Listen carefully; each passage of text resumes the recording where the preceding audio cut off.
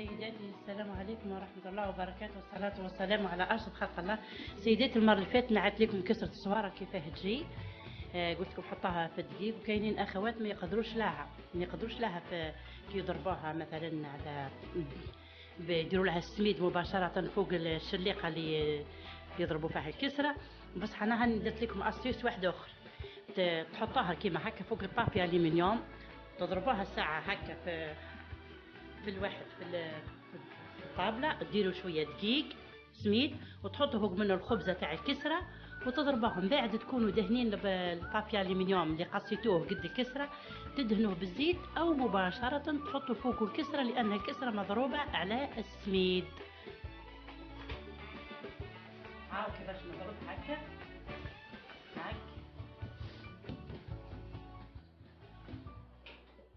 تحطوا شوية سميد هكا شوية برك مش ياسر، تكونوا قاصين بابي ألمنيوم هكا، تحطوا وحدة برك قد الخبزة برك، ديروهم صغار باش تقدروا تهزوه هكا يهلي. هذه قطعة صغيرة، أنا درت 4 ولا 5 وهذه صغيرة. ها سيرتو البنات تاع صغار تاع درك ما يقدروش يهزوا الخبزة من فوق الشليقة ديريكت، من فوق هذه تقدروا لها خلاص. ها هاك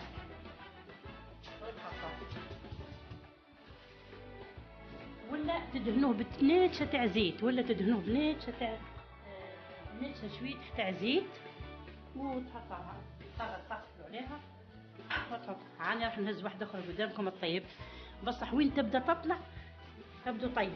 هاني راح نهز قدامكم واحدة،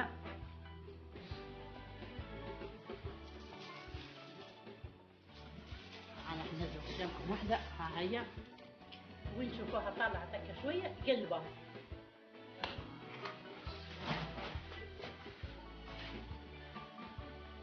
هاي سيدتي هاي طلعت طلعت. ها درك راح نقلبها. ها تقولي هك نحيي بالاقل. ها بالاقل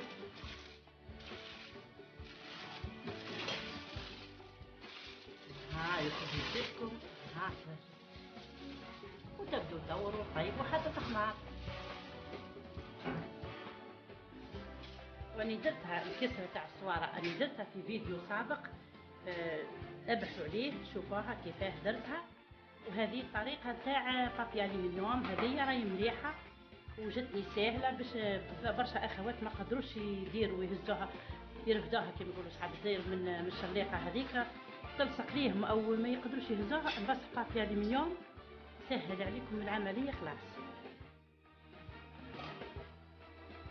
هاي سيدتي كيفاه جت دايره خيوط طالعه عندي كيف منفجه ها يعني مليح عمليه باهيه سوالي.